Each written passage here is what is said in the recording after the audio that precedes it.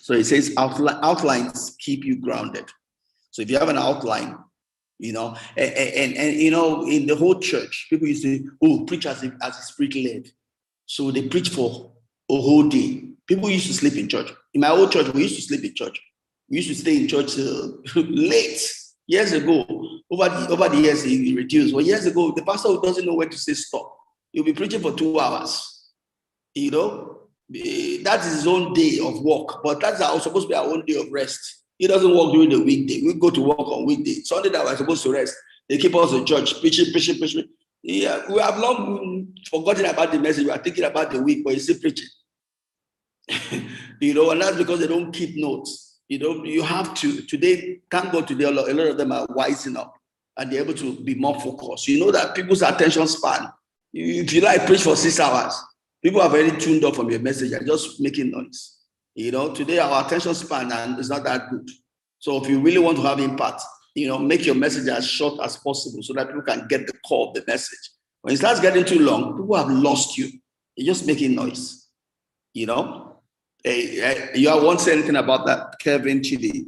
Am I saying the right thing? Or tell me your own experience.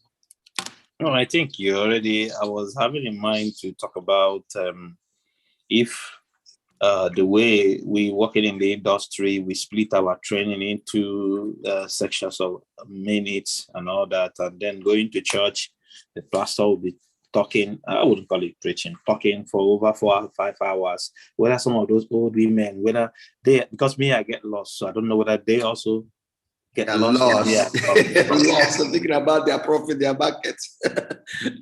You need to have an outline. You know, when I started seeing all of these younger people preaching for 30 minutes, the same thing is we preach for 6 hours. And their 30 minutes is more impactful than the 6 hours they preach.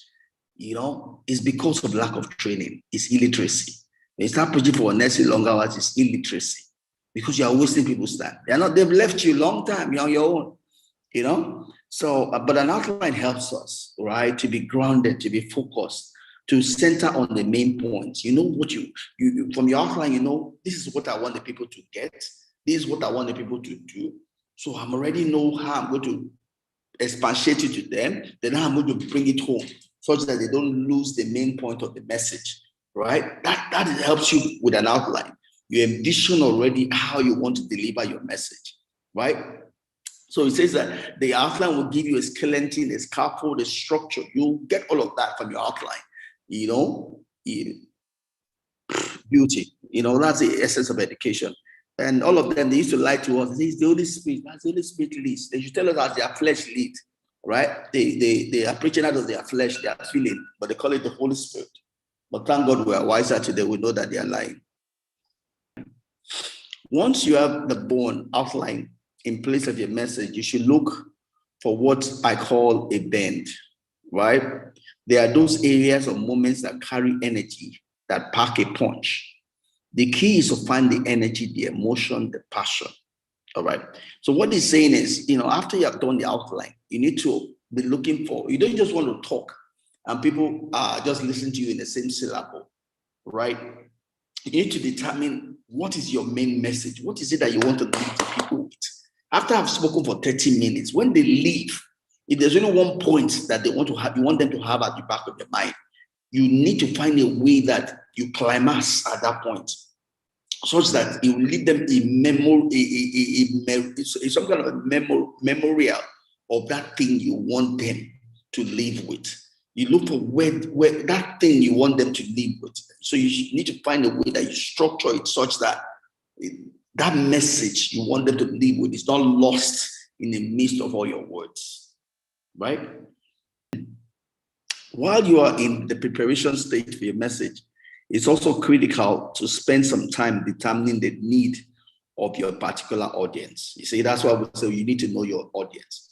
I mean, there's no use coming to talk to people about something that has no bearing on their need.